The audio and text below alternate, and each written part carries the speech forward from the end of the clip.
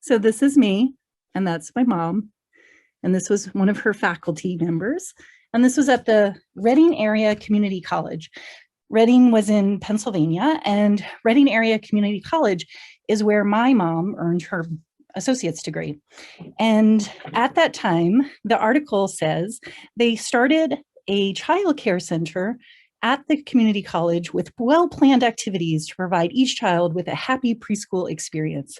The program is open to the offspring of both full-time and part-time students at the college. And the thought was, by creating a child care center on site at the community college, there was an increase of access. So students who couldn't afford childcare and couldn't afford to go to community college would be able to do both things through that program. And so as a result, my mom was able to graduate. That's her picture. That's me in the middle. And it's one of my mom's favorite stories to share because it was a super proud moment. So about 40 years after that photograph, I began my career as a faculty member of the Community College of Vermont. And since that time, I have worked with hundreds of students in the early childhood program. And I know firsthand the huge impact that being able to go to college can have on people's careers. So my work in early childhood is multifaceted.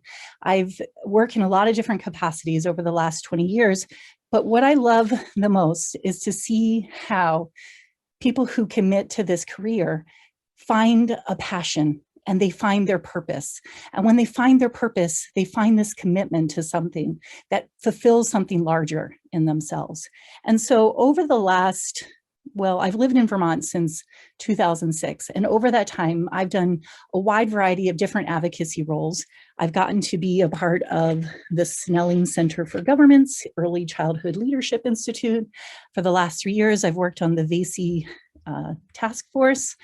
I have been a presenter at the VACE conference for the last 11 years when it was in person, and literally have gotten to work with hundreds, probably thousands if I did better record keeping, hundreds of different early childhood educators around the state.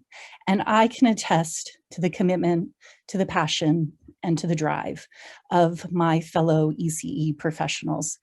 I think that I could tell my story in so many different ways. And I think I've sketched 10 different versions of this story, and thinking about the systems that I could talk about that failed during the 1970s.